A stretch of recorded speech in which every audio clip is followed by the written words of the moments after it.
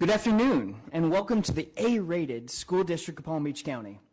We're excited to yet again open our doors and start off in another amazing school year in just a few days. Today's press conference will highlight critical information for our students and families as we open up the 2022-2023 school year on August 10th. Today, we will have the opportunity to hear from Superintendent Burke on his vision for this county and the work he and the leadership team have been leading to make our first day here in Palm Beach as impactful as possible. We will be addressing student topics around student achievement, safety and security, mental health and wellness, operations, and staffing. Team Palm Beach is proud to serve over 170,000 students, nearly 23,000 employees that are singularly focused on the mission of this district, which is to educate, affirm, and inspire in an equity-embedded system of schools. To provide greater insight and detail to how we will lead and serve with this mission focus, I introduce to the podium Superintendent Michael Burke.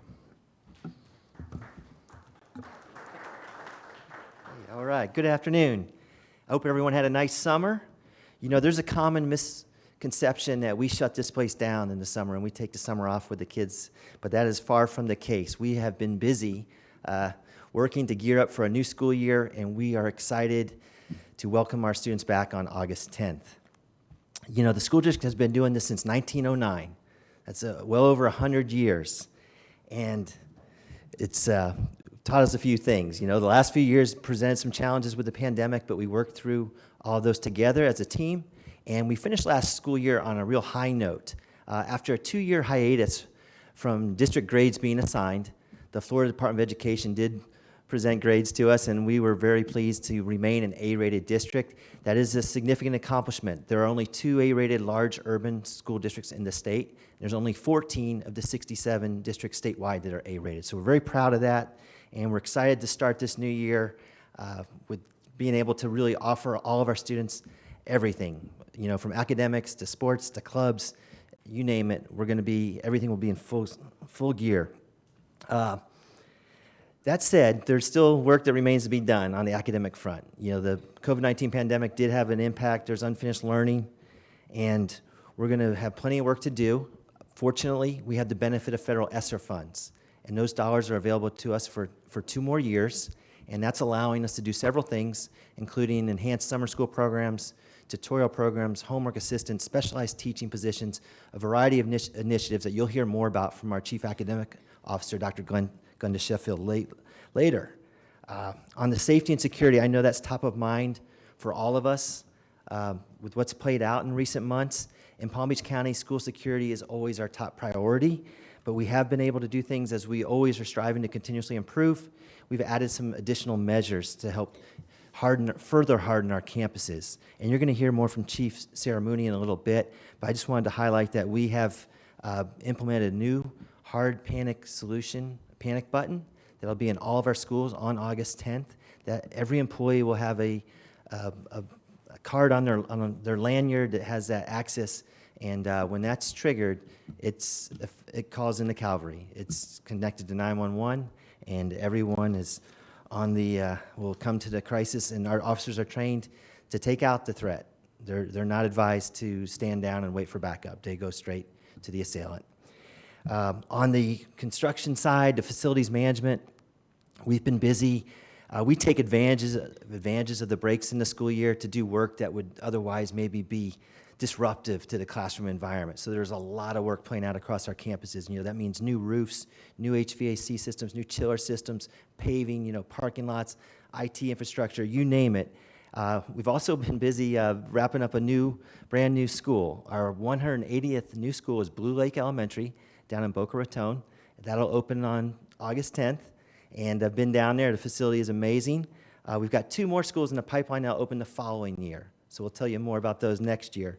But you'll hear from Mr. Joseph Sanchez, our Chief Operating Officer, in a little bit with a few more details about that. Let's see, what else do I have? On the staffing front, I know, hiring people is hard in all sectors of business. We were fortunate in Palm Beach County. Our school board approved salary increases last year that led the state. So that gave us a little boost going into recruitment season. Our HR department has had multiple job fairs throughout Palm Beach County. And while we've had some success, there's still some challenges that remain. We're still actively recruiting for bus drivers. We've added a new hiring incentive, a $1,000 bonus for anybody that joins us as a bus driver, and also a $500 employee referral bonus for any employee that refers a bus driver to us. So we're working on that. We've added more substitutes, and our teacher numbers are not ideal, but they're pretty good. You know, we always have a certain, with over 13,000 teachers, you always have a certain level of vacancies. We're a little higher than we'd like to, but we're doing everything we can to address that. We've actually extended our recruitment across the globe. We've got teachers joining us from Spain and a variety of countries now through a contract that the board approved last spring. So we're in pretty good shape there. Let's see, what else? I'm going to start. You know, before I turn it over to Mr. Tierney, I just want to share one of the other highlights of last year was getting to partake in the graduation ceremonies. And that really was great. You got to hear from our students. You know, you heard from the valedictorians and salutatorians, class presidents. And what I heard over and over again in those speeches was an appreciation for the total school experience, for being on our campuses. You know, having lost it for a while, when they got it back, I think there was a newfound appreciation. So we really want to encourage kids to take advantage of all the opportunities we offer, to get engaged, to get invested in their own education. If that means joining a club or a sport, or maybe a career or technical education program that interests you, you know, go for it. We want to foster that. Our mission is to educate, affirm, and inspire each student in an equity-embedded school system. Those words drive our work each day. And we're here to serve the students of Palm Beach County. We truly believe we are your best choice. And if you give us the opportunity and you come to the table willing to work with us, we really think we can get you to a great result to make sure that you're successful in all your life goals. So with that, I'm going to invite up Mr. Edward Tierney. He's our Deputy Superintendent, and we'll move on. Mr. Tierney?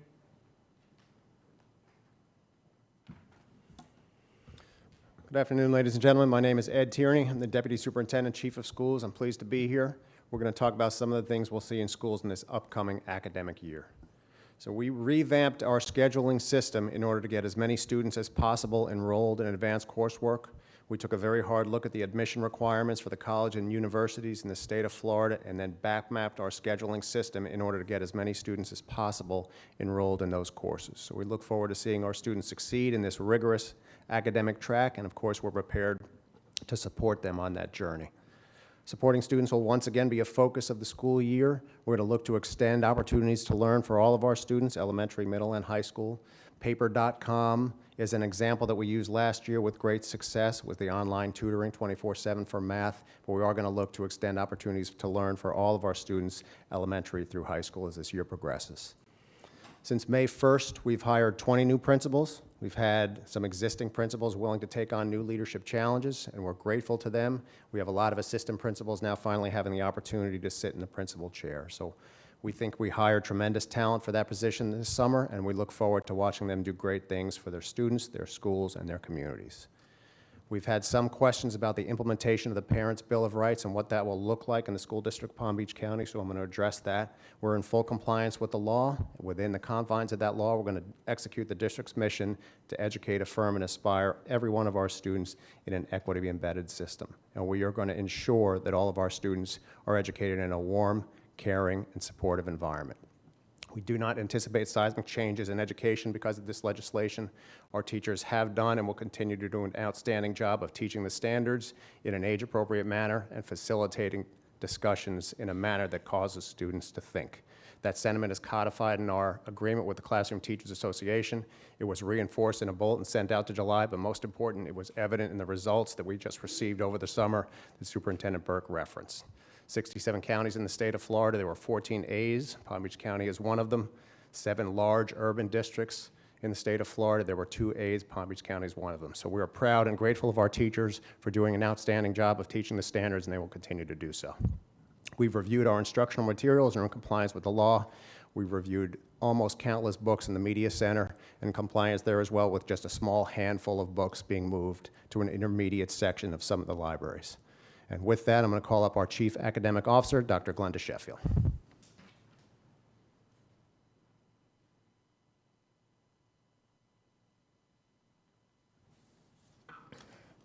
Good afternoon, everyone. The academic team has been extremely busy this summer, and of course, we are excited for the upcoming school year. This year, what is definitely new for us is the implementation of our new BEST standards. The new BEST standards, and I have to tell you, is benchmarks for excellent student teaching. We're moving from the Common Core. It's going to be implemented in grades 3 through 12 for literacy and grades K-8 for mathematics. Along with the implementation of the new standards, I also want to share with you that we will also have the new high-quality instructional materials that we are definitely excited about that will be implemented in literacy and mathematics that's going to be utilized within our core instruction. It is also important for me to just share with everyone that a comprehensive listing of all of our instructional materials, district adopted, district approved, can be found on the district's website by navigating to our instructional materials landing page. To ensure a smooth transition for the implementation of our new standards that we are extremely excited about and the new instructional materials for our teachers, it is also important for me to just stress how our teachers began participating in the professional development this past spring, and they continued during this summer. We actually have teachers that are currently in training as we speak. As of today, we have about 5,000 teachers that have already been trained in the new standards, and this is just a true testament to the commitment and dedication of our teachers, as they are determined to just have all the necessary tools required to maximize the instructional opportunities for our students. And we just thank them for that. Continuous support is also being provided to our teachers and students during this academic year with the ongoing implementation of our Student Academic Support Plan, SASP, which we've talked a lot about last year. And just as a reminder, the SAS plan is providing various positions and tutorial dollars to our principals where they are allowed and can differentiate the instructional opportunities as needed for our students. It is also important for me to just continue to stress the continuation of this SAS plan because how it was specifically developed to align with and provide the support for literacy and mathematics, which I have to say we are contributing to the ongoing success of our students. As Mr. Burke and Mr. Turney has indicated, we have continued to be one of the A-rated districts here out of the 14 within the state of Florida. And we're excited about that. I also want to remind our secondary students and families that we will be continuing with our 24/7 online tutorial platform, Paper, which has shown to be another successful piece that we've brought into the district to assist our students. Last year, we had over 52,000 tutorial sessions and approximately 80,000 essay reviews from our students utilizing this platform. And currently, we are researching a similar platform for our elementary students.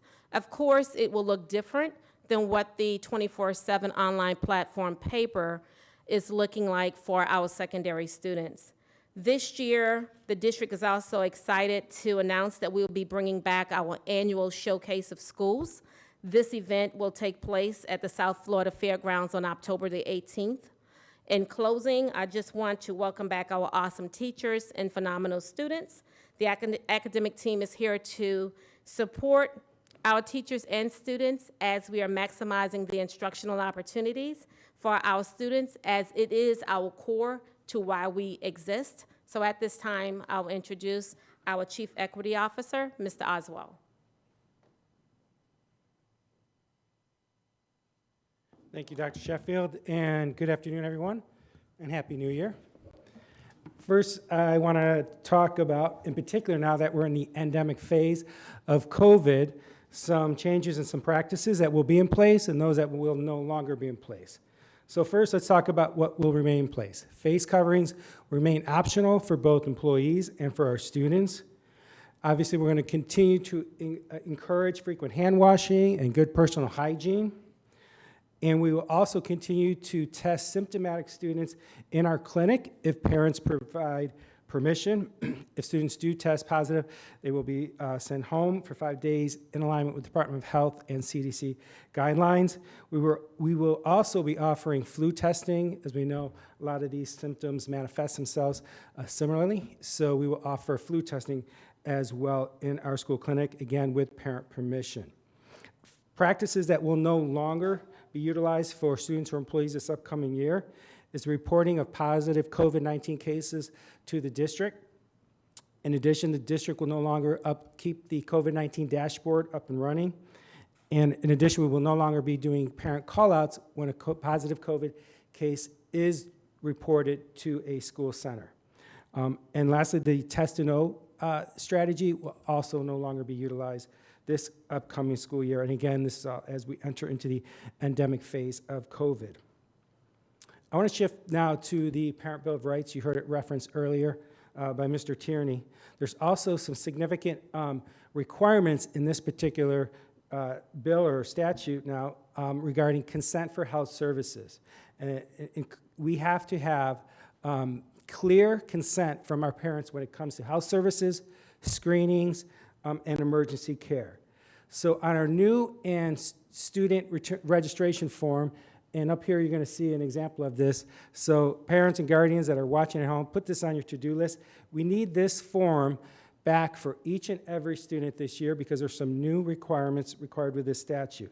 On the second page, and you can see that in the middle towards the bottom,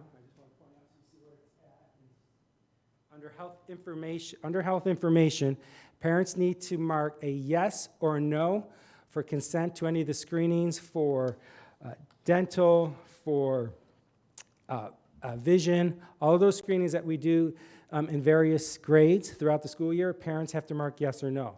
They also have to mark yes or no for health services. And what does that mean? So if your child is sick during the day, not feeling well, typically a child will report to the clinic to get support. We need a yes or a no if that's the kind of support that you want for your child, in addition to emergency care for your child. So a yes or no has to be put on there. If a parent marks no on that, that means we will be calling parents to pick up their child if they're sick at school and not be sending them to the clinic. And if there's an emergency situation, EMS services will be called. So it's critical that we receive this particular returning registration form back for each and every child. In addition, as we talk about affirming our students in our mission statement, we know that many of our students are preferred to be called another name, a nickname, right? A preferred name. So there is also, we want to make sure that our parents and our students are given that option. So on the first page here, and you'll see this right after the last name, there's a box here that's called preferred name. So for a parent, a guardian, any name that's outside a student's first name that your child prefers to be called, we want you to put that in the preferred name box. So again, important step as we affirm our students, and then we will update so rosters reflect it and students are called the name that they wish to be called at school.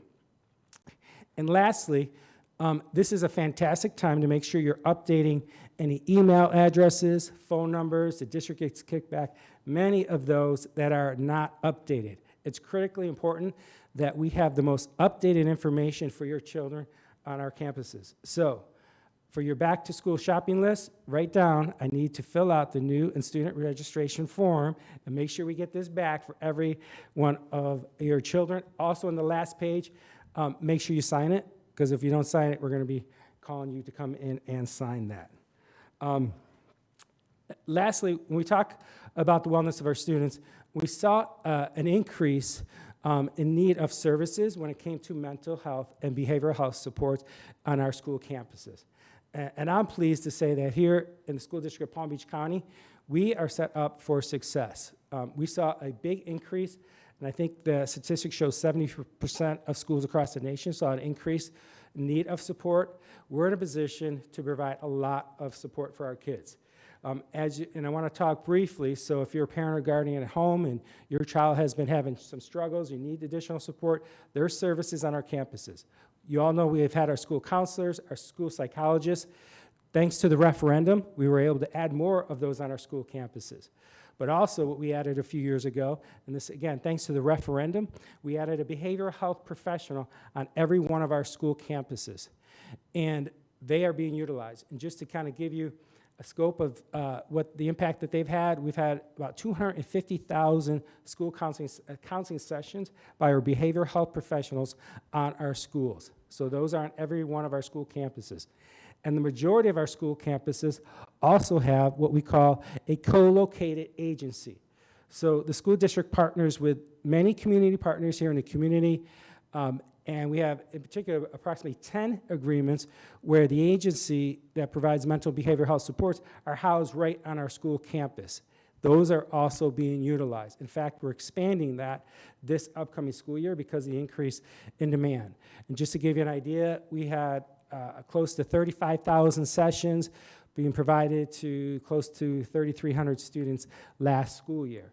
So, and in addition to those supports, we also have what we call the CAPE team, Crisis Assessment Prevention Evaluation Team. Those are teams that are placed throughout here, Palm Beach County.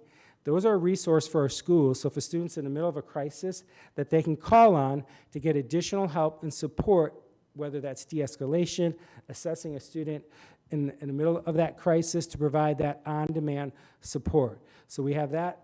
In addition, these are highly trained individuals to provide the support for our schools. So it's really important, if you're a parent and you need additional support, that we have that on our campuses. And what we say here in the school district of Palm Beach County, I hope you're saying as well, it's okay to be okay.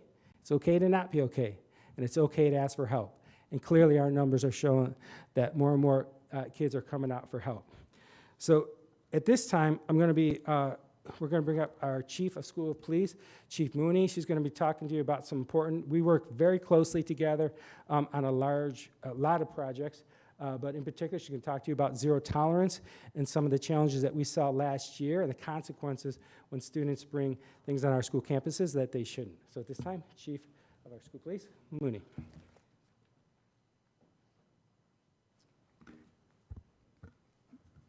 Thank you, Mr. Oswald. I just want to touch on that bit that he just said about zero tolerance on weapons on campuses. That's just a small piece of the puzzle for safety and security within the school district. We don't want our kids not feeling safe. And last year there were several incidences where parents thought they were doing the right thing by giving their kids something to defend themselves, whether they're on their way to school or on their way home from school. They just didn't feel safe. One of the particular weapons that we recovered a couple of last year were tasers. Tasers are considered weapons. Knives, firearms, those types of things, zero tolerance on the campuses. What I would like to encourage is that if your child or you yourself as a parent or even as an administrator at the school feels that there's an unsafe condition for your kids, you got to let us know. You got to report it and give us a chance to try to fix that and try to make an impact. We don't want students who otherwise are not on the radar for anything, any misconduct, anything wrong, going to school, doing their thing, getting into a situation where they feel they have to bring a weapon to defend themselves.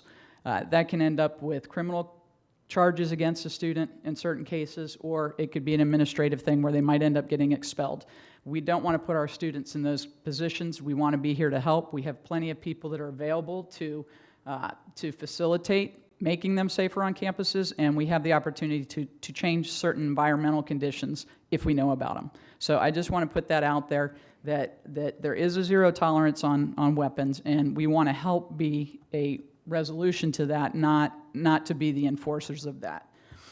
If your child does not feel safe, please have them meet with a trusted adult on their campus, and let us look at the options other than having weapons on campuses. Over the summer, our officers participated in numerous training sessions.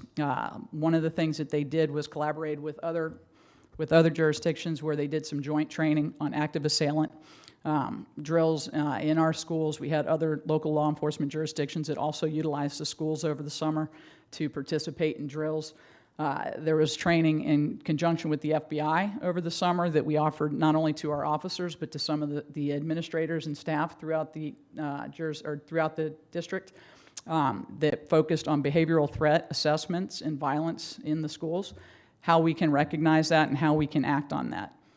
One of the things that you'll see right here is Fortify Florida. That's one of our reporting mechanisms for potential threats or violence that might be coming up into the schools. It's a suspicious activity reporting tool that you can put on your phones. It's an automatic download. You can report anonymously. It instantly goes to the local law enforcement jurisdictions, in addition to the administrative staff if it's at a particular school. So I would just encourage everybody, whether it's a parent, whether it's a student, whether it's an administrator, teacher, anybody that works in the school system that becomes aware of a threat or potential threat, that they use that app and report it, because any and all of those threats will come across and law enforcement will take a look and review it, and if necessary, we take further steps in investigating and or identifying where that threat is and trying to mitigate it before it becomes a problem on a campus. This year, they did also add to a little bit of the legislation that if you report a false threat on a campus, you could be criminally liable for that. So I would just encourage you that give us your information. If you think that there's a threat out there and we need to look at it, please forward it. Go through the Fortify app. You can remain anonymous, but false information is not good information. So just, we would like as much truthful, straightforward information, as specific as possible also, because that helps us to address the threat that much more quickly. I can tell you this year that there were several times where we received some information that allowed our people to go out and intervene in a situation, whether it was going to be a violent act, not necessarily. Sometimes it just could be a kid that's reaching out for help. We can address it that way too and work with Mr. Oswald's team to get the kids the support that they need before something becomes an issue. One of the biggest projects that we did this summer, Centegix. This is one of the most impressive projects I've seen in a large organization ever. The funding for this got approved the last week of school, and every school in the district will have this system available and up and running on August 10th when we start school. Basically, it's an alert button, panic alert button. Every member of the district is going to get a card issued to them. They're going to get training, and what it does, it's a brand new system that will enable anybody to make an automatic alert to a 911 center in case of emergency. To basically, I know that Mr. Burke said earlier, we want to get the cavalry coming to you. We have police officers on every campus, at a minimum of one. They're going to the threat. If there's a threat reported on a campus, and if it's given through this Centegix, this crisis alert badge, it's going to automatically allow the campuses to be locked down. So there'll be audio and visual that will go throughout the campus. There'll be announcements on the campus that there's a lockdown, and our dispatch centers and then local 911 dispatch centers will get an alert that there's a problem on a campus and will immediately dispatch assistance. So this project, like I said, every single school got it put into the school since May, which is unbelievable. They've gotten this whole thing done that quickly. We've been getting a lot of really good feedback. We're not quite done with the training of everybody, but we're probably about 4/5 of the way there. We've done 166 schools have it fully operational right now, so we just got a couple more to go. There's very specific things that they have to do to get them going, but they should be good to go by the end of this week, and then all the training will be completed by next week. So this is like I said, this is a significant piece of technology that's going to make it very easy for teachers and or any other staff on a campus to make an emergency alert if they need to. One of the things about school safety and security is that it's definitely a group effort. It's collaborative. We need all the eyes and ears on campuses as possible, whether it's a student, whether it's a visitor, whether it's people that are working on the campuses or the police officers that you have on the campus. I just want to make sure that everybody remembers that it's everybody's responsibility to try to help with the safety and security of the kids, but you have to give us feedback. If there's something that we can do better, we want to hear about it. It takes our whole school community to make sure that we keep these kids safe. The district has put a lot of support behind getting technology up to where it needs to be to make us more effective and efficient. And I think that if everybody works together, you see something, say something, we're going to have a much safer campus all the way around, or much safer district all the way around. At this time, I'd like to introduce our Chief Operating Officer, Mr. Joe Sanchez, as he's another very important part of this team effort of everything that's going on the district campuses. Okay, thank you, Chief Mooney. And as she mentioned, we do work very closely together to ensure the physical safety of our students on our campuses. So in our continuing efforts to enhance the safety and security of our schools, we've added hundreds of security cameras, card readers, and intrusion detection devices to our campuses over the past summer. We continue to add fencing and gates and intercom systems throughout our campuses as well.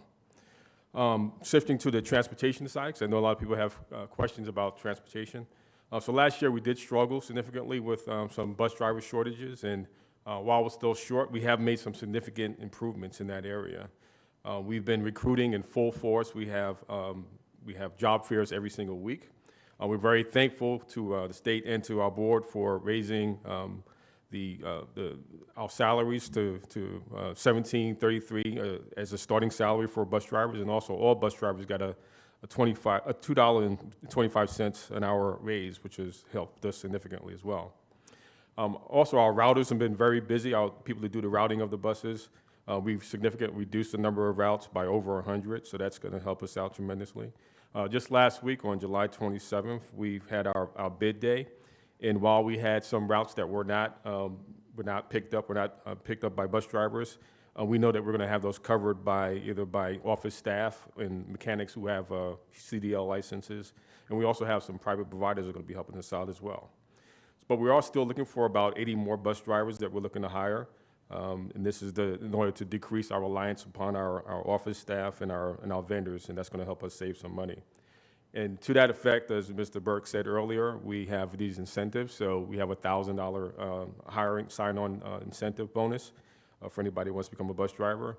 And we also have a $500 per person referral bonus for any district of staff who recommends somebody who's hired on as a bus driver. So you can recommend up to 10 people for up to $5,000 for a year. That's a great way to earn some extra money. So I just invite people and parents to send their students on our safe, clean, and air-conditioned buses, which all now have Wi-Fi on them as well. But also we remind parents to use the Register to Ride application so they can register and make sure that their student has a bus stop assigned to them. And if parents have any questions about transportation, they can call our transportation call center, and the phone number for that is 561-357-1110. So that's, once again, that's 561-357-1110. On the food service side, I want to just big congratulations to all of our food service employees. We've been feeding students all summer long, so that's been great. We're very pleased with the fact that we're not forcing parents to choose between putting gas in their cars and sending their students to school with lunch money, because we're going to be able to provide free breakfast and lunch once again to our students because of a program called CEP. It's going to make lunch free available to all students, regardless of income level, free lunch and breakfast available to them. And what's really great about that is that they don't have to fill out an application for that, and no child will be singled out as a result of that. On the facility side, as every summer, we're very busy making repairs to our schools and making sure we're keeping our schools clean. Again, the school board and the state have allowed us to raise the minimum wage for our custodians up to $15 per hour, and that has helped us tremendously with some vacancies. We still do have about 100 positions available in our custodial staff for both full-time and part-time positions. So I encourage people who are interested in those positions to apply with us. As a reminder, we do have high-efficiency MERV 13 filters in all of our schools. And by the time school starts, we'll replace all of the HEPA filters that are in the air purifiers that are in every single one of our classrooms to keep the air very clean. Of course, the penny tax has been hard at work this summer between the sales tax and other funding sources. So we've been very busy. We've completed exterior painting of 8 schools, and we have 15 more that are in various stages of completion. We've completed the new elementary school, Blue Lake, as mentioned earlier. We have continuing work on 23 facility renewal projects and 16 other smaller projects. These are things like restroom renovation projects, new roofing on our schools, resurfacing of parking lots, new LED lights, and new energy-efficient HVAC systems that you'll be seeing when you go back into our schools. We also built a brand-new holding school. It's going to be just serving as a holding school for the replacement of Melaleuca Elementary. So we demolished 2 schools this summer, both Melaleuca and Grove Park, and we're planning for the replacement or working on the replacement of those 2 schools, as well as a new high school, a new elementary school, which are opening up in 2024. So with that, I just want to bring back the superintendent, Mr. Burke, back up to the podium. Thank you, Mr. Sanchez. Just have 2 last things for you all. On Wednesday, our school board will be voting on a new strategic plan that would guide this district for the next 5 years. And it's driven by our mission to educate, affirm, and inspire each student equity-embedded school system. So we're excited about that. And I'd also just like to thank Palm Beach County for continuing to support our schools. You know, we bragged about our A rating. We outperformed the state in many areas.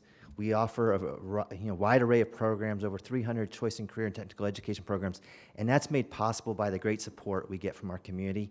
We have a very important question on the November 8th ballot to continue a 1 mil levy of ad valorem taxes. And that levy pays for over 750 teachers in fine arts, music, PE, and choice programs. It pays for the mental health professionals you heard Mr. Oswald talk about. It pays for the security enhancements that Chief Mooney touched on. And it improves our average teacher pay by about $8,000 per year. So it's critically important to us. Just wanted to make sure I got that in. And with this, we can open up for any questions.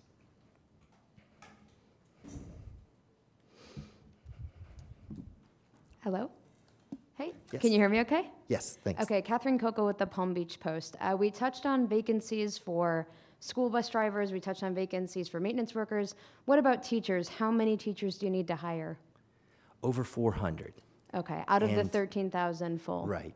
You know, Workforce. and there's always a certain level of vacancies in our teacher ranks. Usually we hover around 200 or 2%.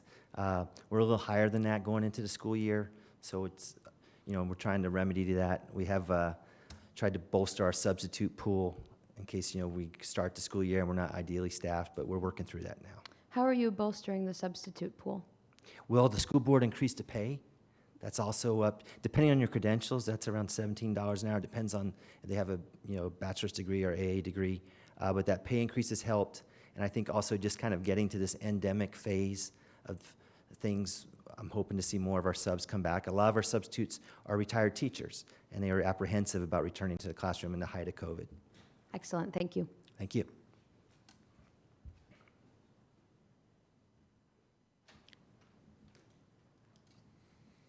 Hello, Matt Lincoln, CBS 12. First question I have is about state testing. It's all new, for this year, and a lot of students are actually just a couple weeks away from having state testing. Are you confident in where you are right now with what you've received from the state that you're ready to give these tests when it will be time? Yes, great question. So you're right, we're just a few weeks away from it, and some of this testing is going to occur with our youngest students. We will be doing what we call an infrastructure trial, where we just make sure from a technology standpoint, we've got all the computers, that are available for the kids. We're pretty good at that. We do a heavy round of testing each spring. So now we're doing it basically 3 times a year with the fall, winter, and spring. The first 2 are just for information purposes only, and then the accountability all still rest with the largest assessment later in the spring. But we do have kind of limited information at this point to go on, as this is all new. So we're closely tracking the Florida Department of Education, and as soon as we're getting information, we're sharing it with our principals. We went through what we had to date last week with them in our annual back-to-school training, and so we'll be on top of it. Do you have a sense yet about whether or not this is going to be better for Palm Beach County students and teachers? We were hopeful and optimistic based on the governor's initial press release that there would be less testing, right? But so far, it feels like it's actually a little bit more testing. Hopefully, this sequencing of the test will prove to be beneficial, but it's a little too early to tell. We got a nice rundown of the budget and the buses, and gas prices are so wildly changing now. It seems to be going down, but could go back up here at any point. How much, when you're figuring out the budget for school busing, has gas been an issue? Yeah, we're able, we've planned for it. We're in good shape budgetarily. We buy our fuel, competitively through a contract with the port, Consolidated Port. So our prices don't fluctuate as dramatically as the end consumer, but we still are exposed to that inflation like everyone else. It's impacting, the cost of supplies, building materials, food items on our menus, but our team is just working hard to manage that, and the budget that we bring forward, actually we bring tentative budget to the board on Wednesday, and then a final budget in September, it takes that into consideration.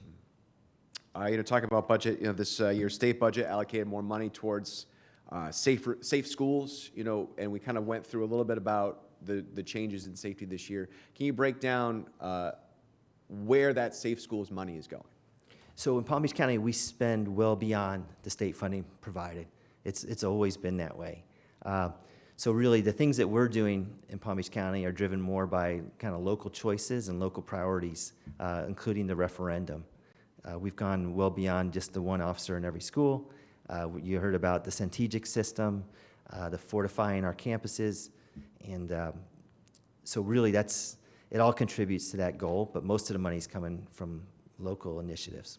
Thank you. Hi there, Stephanie Suskind, WPTV. We spoke about the teacher vacancies. So if we get to August 10th and you don't have all of those spots filled, how will we cover all of those classes? So our principals are pretty good at this. Unfortunately, they had to learn by experience, and last year, we had shortages because we were sending people home for 10 days at a time. So normally what will happen, there'll probably have to be some combining of classes.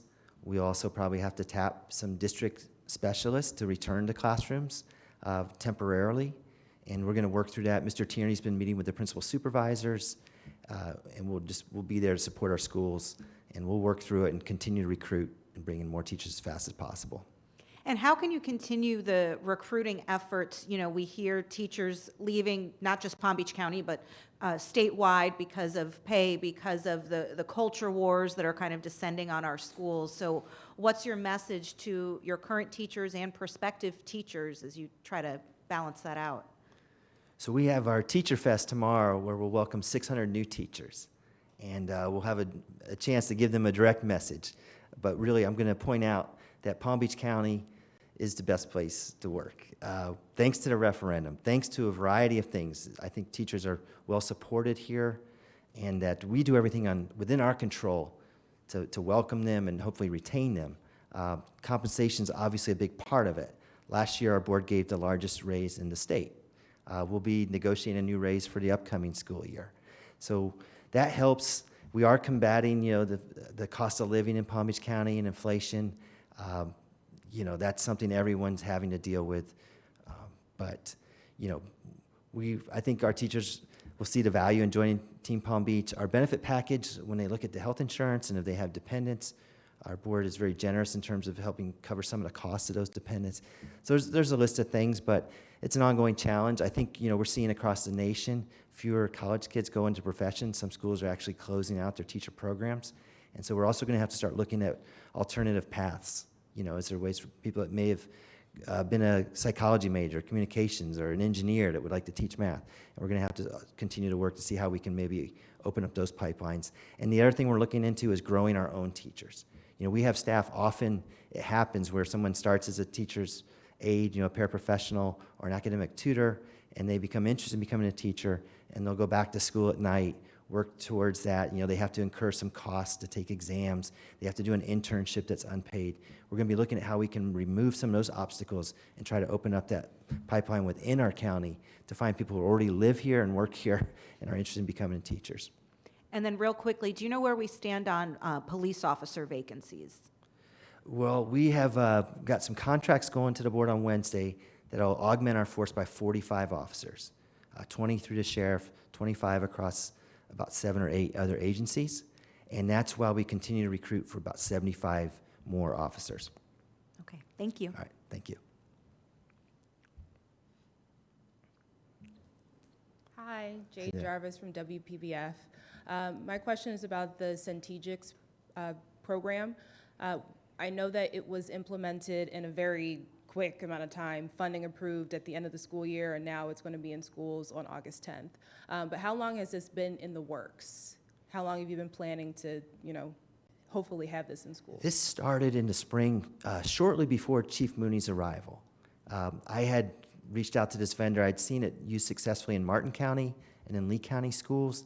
And Mr. Bogus and myself kind of met with the vendor. When Chief Mooney got on board, that was one of my first questions to her was I said, please take a look at this. This is something we think would be helpful. She paid a visit to Martin County, came back, said, absolutely, I like it, let's get it. So we got to the school board. We had staff do everything we could to queue the project so that the morning after the board approved it, we were full speed ahead. And that takes a team effort. Mr. Sanchez and his team, Chief Mooney, the vendor, everyone, the principals, making our schools accessible, making sure they had the keys, running around installing the equipment. And it's pretty impressive what we pulled off, but school safety is our top priority, and we said we were going to make this happen, and I'm really proud that we were able to accomplish that. Okay. My second question is about transportation. I know that you're still looking for 80 more bus drivers, and you said you're also pulling from office staff, people who have CDLs. So just how does that affect the routes that are now, going to be in effect on August 10th? Do you think you're going to have to pull a lot of staff, or, are kids going to have to go to different stops? Well, we're not changing stops. We would like parents to really take advantage of that opportunity to register your ride, because that gives us the information to have a better handle. Unfortunately, a lot of families don't take advantage of that. So you're on the first few days of school, we're kind of you're almost waiting to see who shows up at the stops. So if we can have more people register, that'll give us better data to work from.